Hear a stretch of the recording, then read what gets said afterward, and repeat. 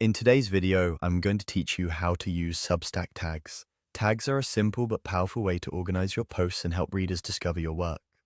Think of them like labeled folders. They group related topics, improve searchability, and make your archive easier to browse. They can also help Substack recommend your writing to people interested in similar themes. Let's walk through how to use them properly from start to finish. Start by going to Substack and signing into your account. Once you're on your dashboard, you'll be in the right place to create or edit a post. If you already have a draft, feel free to open it. Otherwise, we'll start fresh. Next, click on Article to begin a new post. This opens the editor where you can write your headline and body, add images, and format your content.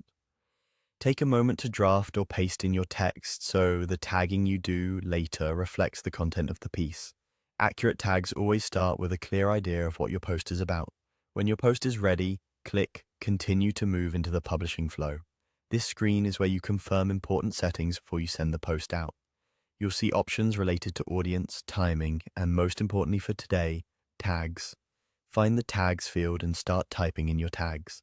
As you type, Substack may suggest existing tags.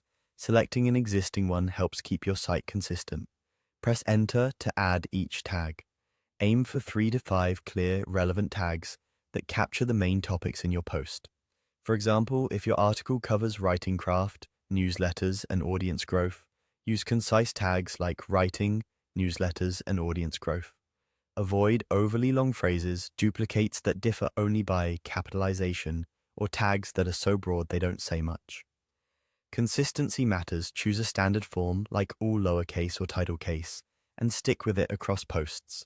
If you're unsure, think about what a reader would search for and use those terms. You can always remove a tag by clicking the small X next to it before publishing. Once your tags look good and your other settings are in place, click Send to Everyone Now.